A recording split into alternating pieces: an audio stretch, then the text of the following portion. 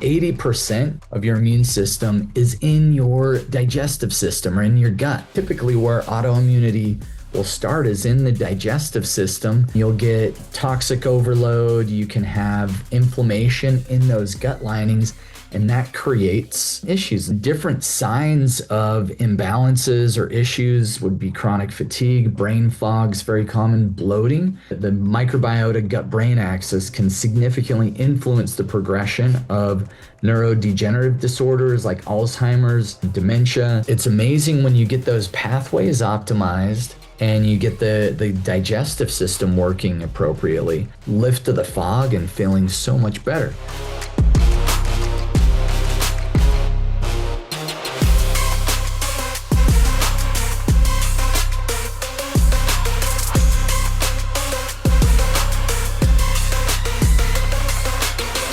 This is the Ageless Future podcast, and really looking forward to diving into some really cool content today.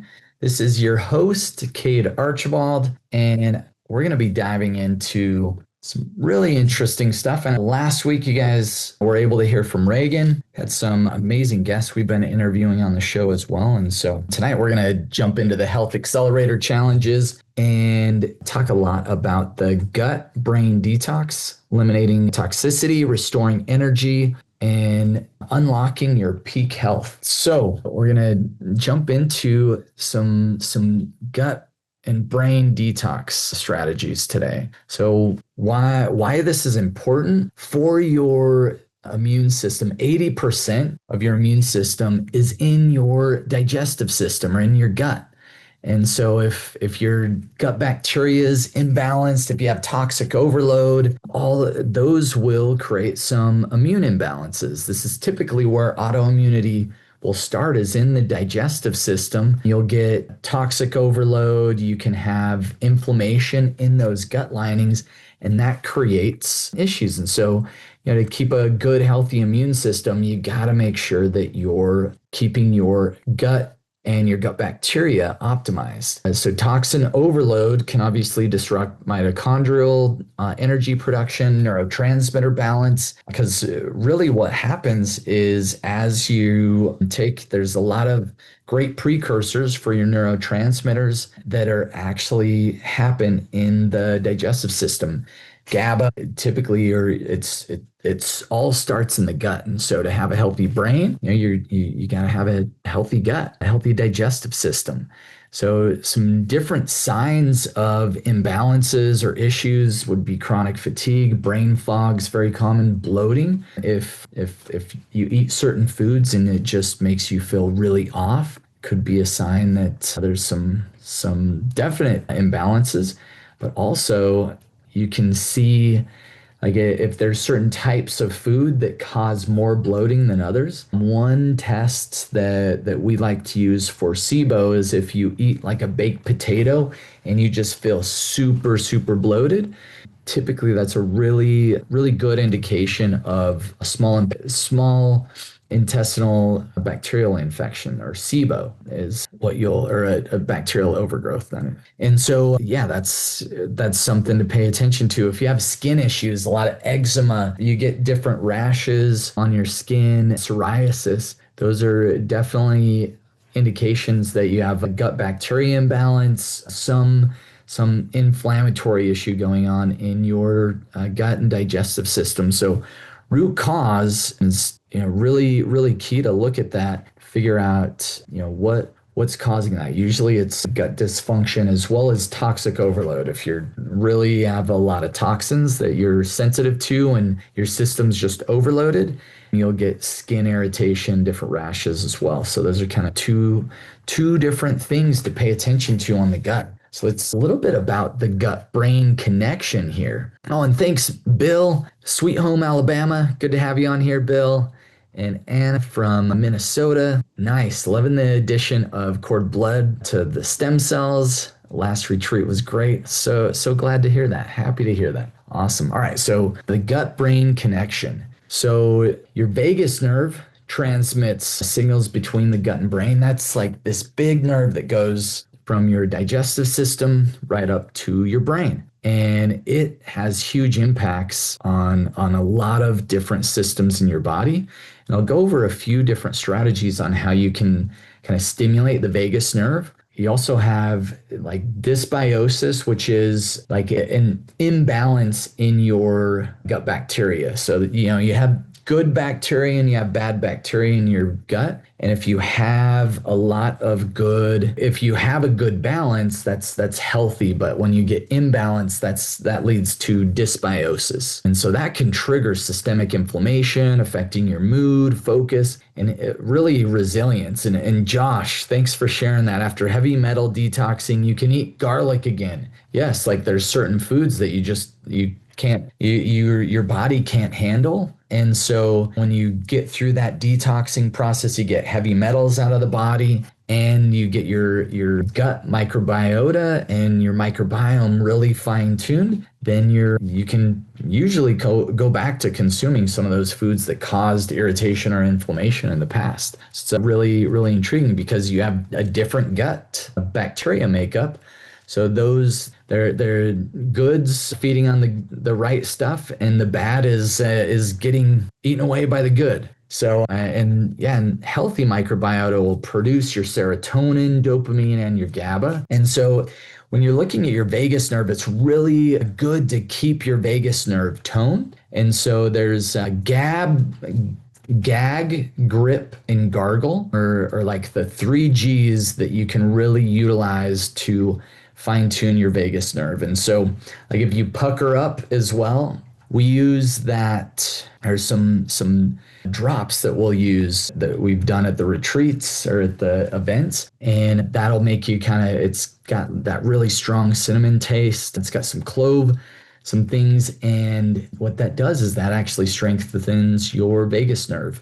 Doing Kegels can help increase your vagus nerve reaction. So, doing Kegels regularly, and then gripping. So that's the grip on the Kegel, and gagging. So when you're brushing your teeth, it's not a bad idea to get a little gag in there every once in a while, because that actually activates your vagus nerve. So those are all some kind of unique ways to strengthen that vagus nerve, because if your vagus nerve isn't functioning super well, you're going to have a tough time with getting those neurotransmitters up to the brain. And it'll also help strengthen your immune system. There's a lot of just amazing things here. So just in relation to your gut and the brain, there's so many new research and just emerging information that's coming out on how microbiota dysbiosis and neuroinflammation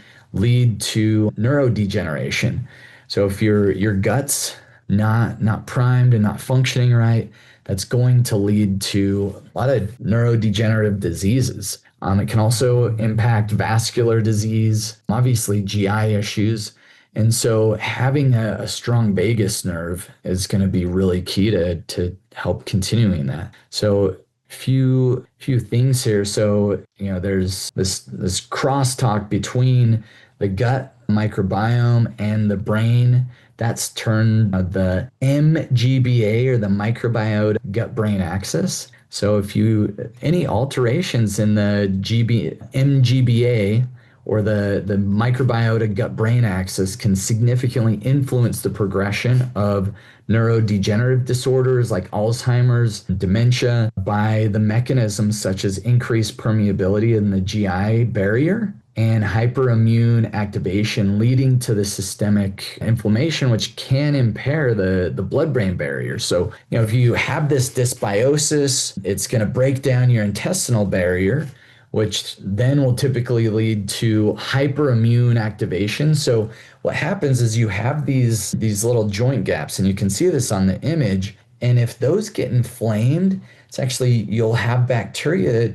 It's called leaky gut, or dysbiosis is actually leaky gut. And this is where it can cause leaky gut, but this is where you get inflammation in those cell walls. and you can open up a little gap, and there can be proteins, different things that actually get into the rest of the body and enter into your bloodstream and just wreak havoc on your immune system, because your immune system is now all charged up like, hey, who are all these foreign critters coming in here? I need to beat them up. We need to get them arrested. How the immune system works. They're like the police officers of your body. And so they're just running around like, there's a crazy riot going on, and they're trying to get everyone, and they can't get anyone because they're so out of control. And that's typically what's leading to, that hyperimmune activation really leads to systemic inflammation, because your immune system gets so activated and aggravated, it's just trying to get after everyone. The next thing that can impact that is that actually impacts the blood-brain barrier. And so now maybe you guys have heard of the term leaky brain, but this is where your blood-brain barrier you get more neuroinflammation, and then you're allowing things to pass through the blood-brain barrier. And that's where there's different heavy metals that can get trapped, that can get into the brain. There's a lot of different things that are dangerous when you have this leaky brain, and that's going to lead to more and more neural injury, neural inflammation, and eventually neurodegeneration. So hopefully that all kind of made sense. But, in just summary, it's really important to have good gut health, because otherwise it's going to lead to a lot of downstream effects that are going to create problems for your brain in the future. And looking at it more on the toxicity effects, so different toxins impact your gut in a big way. They also create issues with your liver and kidneys. Those are your primary detox systems. And so if those systems aren't optimizing, if those systems aren't optimized or aren't working appropriately, you're going to have a lot of toxic buildup. So when you get overloaded with toxins, when your liver and kidneys get overloaded, you're going to create more toxins, and toxins are going to circulate in your bloodstream more easily. And from there, that's going to lead to oxidative stress. You get mitochondrial damage. That's when really, your energy units just really slow down, because when mitochondria are impacted, that's your energy factory. And so that's going to slow things down. Fatigue sets in, more and more fatigue, slower recovery. And so there's some big downstream effects with these. Some different solutions. So, Josh, you probably saw some of these in your heavy metal detox. Some of we use a lot with Cellcore and their detoxing systems. Also some really cool peptides that help with this. LL37, you can look at this as a broad spectrum antimicrobial. So it's not an antibiotic. What it does is it really helps balance the gut flora and disrupts biofilm. So it can get into some of those kind of nooks and crannies where that bad bacteria is proliferating, and it can disrupt that so that your good bacteria can kind of take down that bad stuff. KPV is another really good peptide. It's a potent anti-inflammatory, helps speed up the lining of the gut healing. And then BPC-157 is another one that can help with healing up leaky gut. So that's kind of where you got to start. You got to, heal up the gut lining, and then really detox to get rid of those negative things. So there's binders. There's like biotoxin binder with Cellcore. It'd be great to just help bind on to some of those heavy metals and get them out of your system. Definitely want to be ready for a bowel movement with those. It gets rid of mold toxins, environmental chemicals, all these different things that are creating and just wreaking havoc on your digestive system and your whole immune system. And then there's some other stacks that you can utilize to just level up on your mitochondria.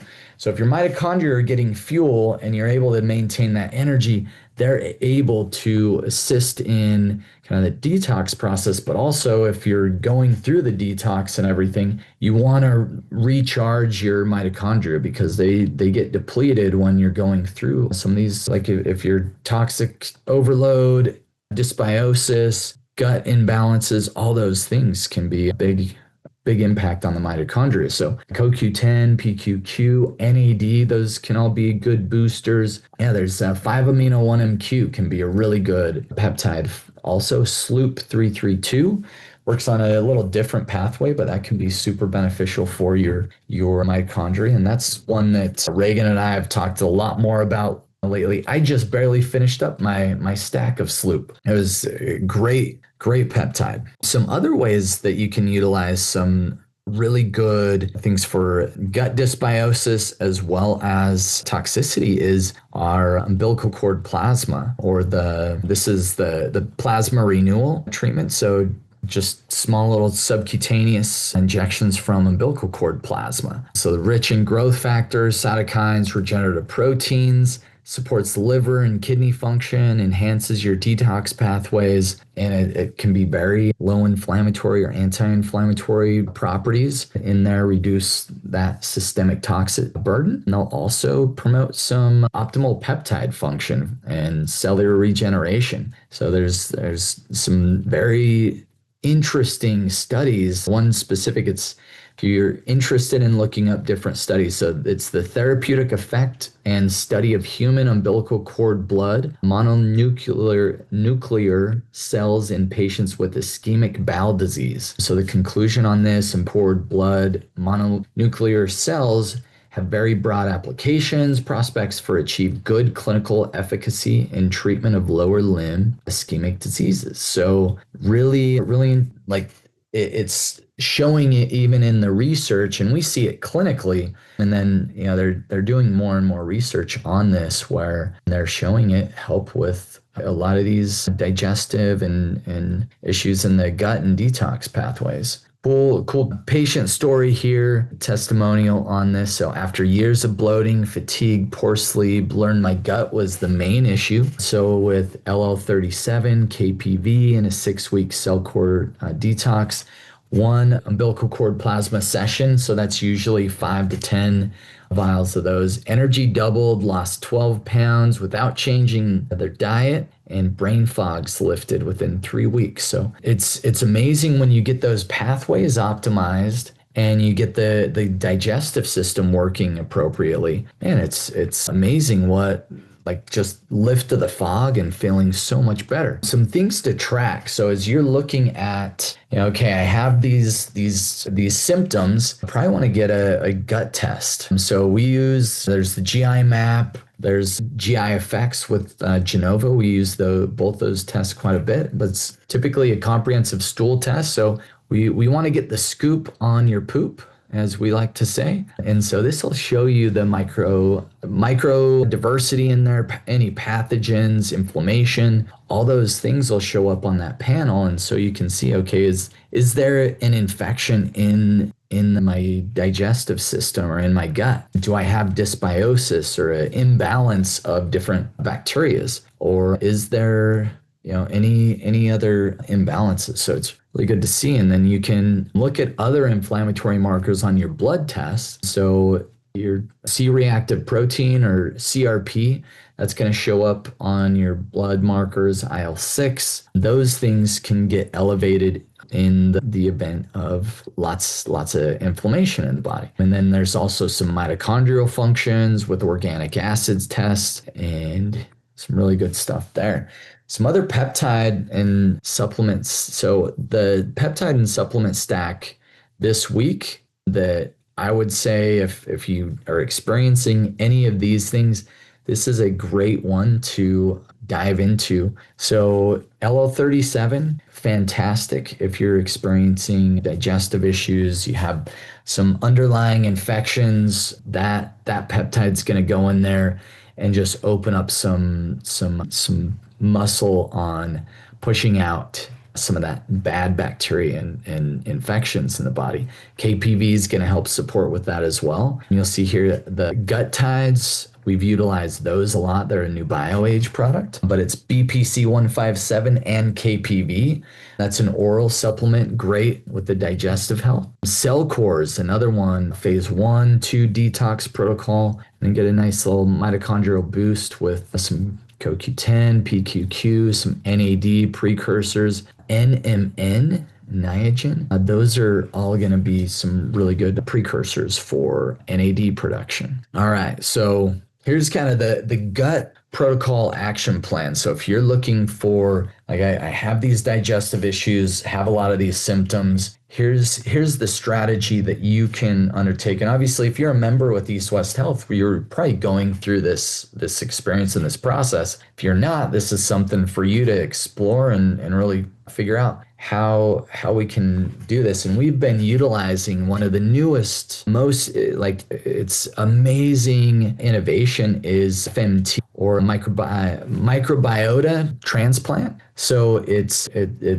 just amazing. It's a fecal matter transplant that's in a capsule, so you don't have to go through the suppository side of things. And yeah, we've just seen fantastic results with this and balancing someone's gut. But anyway, so the 4-week action plan, if you're experiencing some of these gut issues. So week 1, you want to get some baseline labs, stool tests. We can look at what's going on in the stool, get on the right peptides, get some gentle detox binders. And then you're going to add in week 3, and you're going to add in some mitochondrial stacks, some anti-inflammatory diet. So that's just reducing any of those foods, mostly grains, sugars, any inflammatory foods. You want to remove those. So like your gluten, your dairy, your soy, corn, a lot of the nightshades will create a lot of inflammation. And so you avoid those, get really good, clean meats, like grass-fed sources, and just real food, not processed grains or anything like that. And then week 4, you evaluate that progress, and that's where getting some umbilical cord plasma or the plasma renewal treatment can be super impactful. From there, you're going to move from, like, you can see if you're looking at this image, you got 1 bar on the battery scale and your energy is just feeling really poor. By week 3, 4, or week 2 or 3, you got 2 bars and feeling great. Week 4, you're juiced up, ready to go. But improved digestion, reduced bloating, clear thinking, more stable mood, increased energy, better sleep, lower inflammatory markers. And so, next step there, if you haven't already done this, get a lab review scheduled with the team. Typically, we'll start with a health span assessment. If you're in a program with us and maybe you're experiencing some issues with your digestive system that maybe are new or the team doesn't know about, work with your provider to really figure out how can we fine tune our protocol to take care of your digestive health. And then, begin the gut brain detox protocol, reassess at 30, 60 days and adjust from there. So your challenge this week. So got a couple questions for you. So name any gut symptoms you've been feeling. So write those down. Write down any brain systems that you've been experiencing. And then